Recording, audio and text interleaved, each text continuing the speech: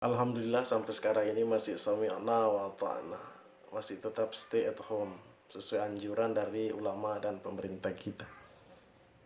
Tidak ada pilihan lain dan ini harus kita ikuti. Karena ini bagian dari ikhtiar dan usaha kita. Ikhtiar ini timbul karena adanya akal pikiran yang dianugerahkan oleh Allah Subhanahu wa taala kepada hambanya. Saya berikan contoh tentang ikhtiar dan usaha. Pada zaman Rasulullah Shallallahu Alaihi Wasallam terjadi perang Badar, terjadi perang Uhud. Iya. Apa susahnya baginda Nabi berdoa kepada Allah Subhanahu Wa Taala?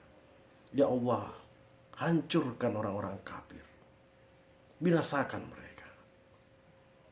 Apa susahnya baginda Nabi berdoa demikian? Jibril siap menghancurkan mereka. Kalau Rasulullah berdoa kepada Allah Subhanahu wa taala. Rasulullah tidak melakukan itu karena memberikan pelajaran kepada kita bahwa dalam setiap masalah itu kita harus berusaha dan berikhtiar. Contoh kedua, ya. Pada waktu Siti Hajar mencarikan anaknya Ismail air, kenapa Siti Hajar mondar-mandir 7 kali antara Safa dan Marwah? Kenapa tidak minta langsung berdoa kepada Allah? Kenapa Nabi Ibrahim tidak minta kepada Allah untuk menyiapkan air untuk anaknya Ismail? Kenapa Siti Hajar harus melakukan perjalanan dari Safa dan Marwah?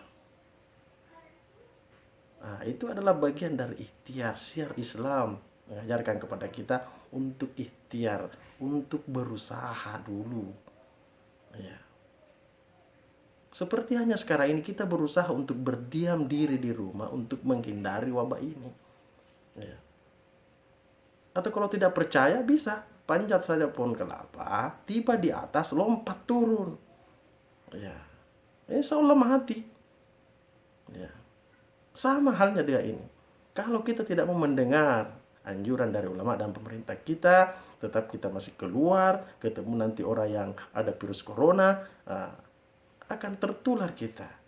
Jadi kita usaha ini di rumah, berdiam diri di rumah, ikhtiar kita yang dihasilkan oleh akal pikiran kita. Akal pikiran ini dianugerahkan oleh Allah Subhanahu wa taala dan kita harus pergunakan untuk berikhtiar, untuk berusaha.